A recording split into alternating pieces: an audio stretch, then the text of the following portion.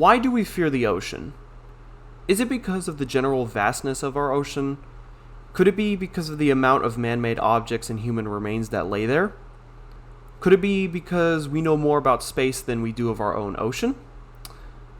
Or could it be because we fear of what could be hiding in our ocean? Well, for me, that last question is why I fear the ocean. It's also the reason why I've made today's edit for Halloween. So welcome back to the studio. Today, we've got the promised Thallasophobia edit. But before we get into the process of this photo's creation, let me explain how the idea came up. I have a fear of what lies beneath our ocean's surface. I know that more than likely we've discovered all of the apex predators of our ocean, but something in me says that there may be one more large oceanic predator down there. And no, it's not the megalodon, calm down. I'm not one of those nutcases that believe that the largest shark to have ever lived is somehow survived. I just think that there may be another large apex out there surviving on some form of another large deep sea specimen. Call me crazy if you want to, I don't mind. But, speaking of the megalodon, I went over this in my update video, so I won't say much here.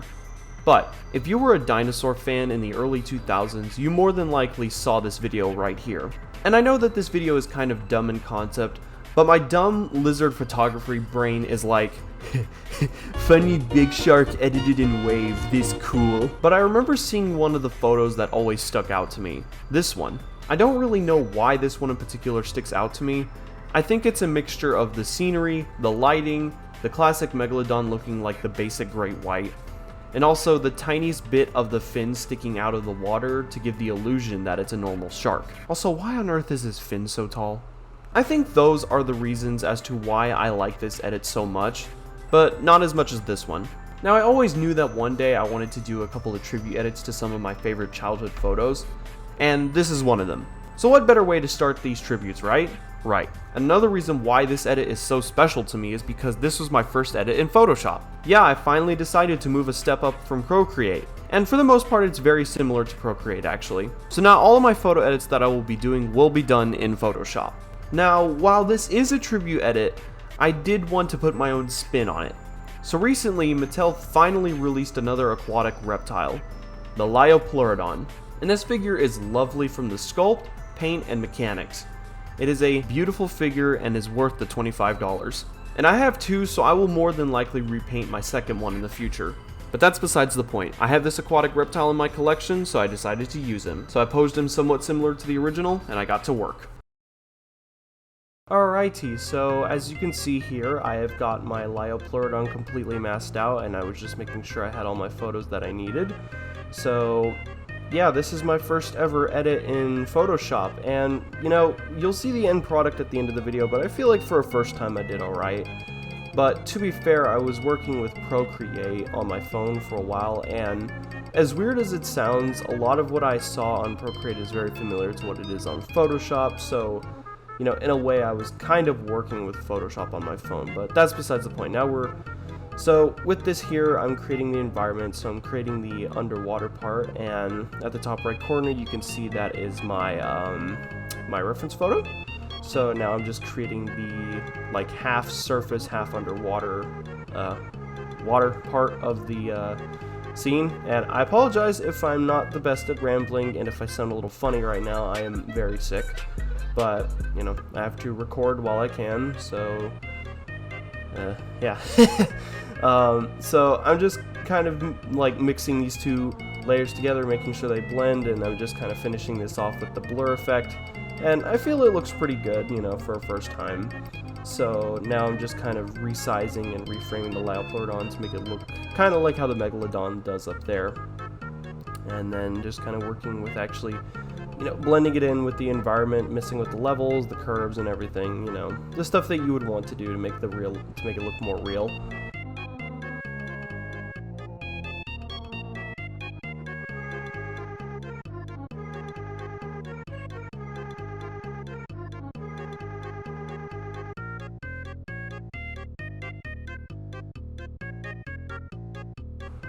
So now I'm just working with the actual environment part, blending it all together to make it look like the reference image up top. And then I added in my version of the boat that's on the reference photo, which this is just like a normal sailboat instead of the one where it's like a fishing boat. And this, I'm blending it in right now. Again, I'm sorry if you can hear me sniffling, it's just the allergy season for me. So yeah, just adding in the adjustments to make it look like it's actually blended in with the environment.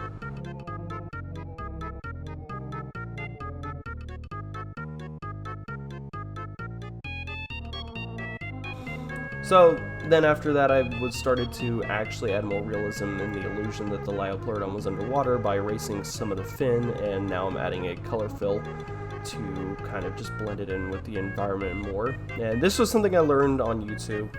And that was another thing. If I did have more time, I probably would have watched a lot more tutorials on YouTube on how to work with Photoshop, but I was on a time crunch, so I was just kind of going with it by the flow, so, you know. But, I mean, I feel for a first time with Photoshop, I feel I did alright.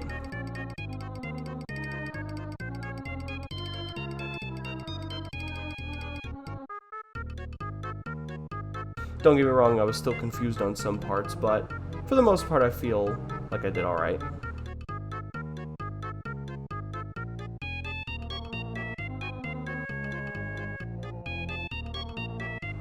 So just adding a little wave effect right here to the fin to kind of just make it look like the Liopleurodon swimming fast towards this boat. And as you can see here, I was having a little bit of trouble trying to figure out what to do, but eventually I did figure it out.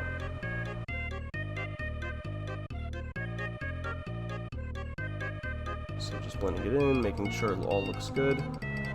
And then, I mean, after a couple adjustments, I was pretty much done. This wasn't a super hard edit to do. And after messing with the boat a little bit, we were finished.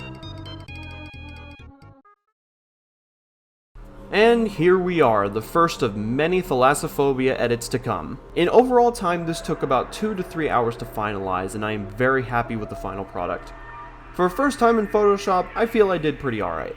Besides maybe some shading that I could have done, everything else I'm very pleased with. So let me know what you think about this edit, and let me know some suggestions for other water-based edits. As always, I'm Seismic, subscribe if you're interested, scare your friends this Halloween, drink plenty of water, and I'll see you all on the flip side. Peace out!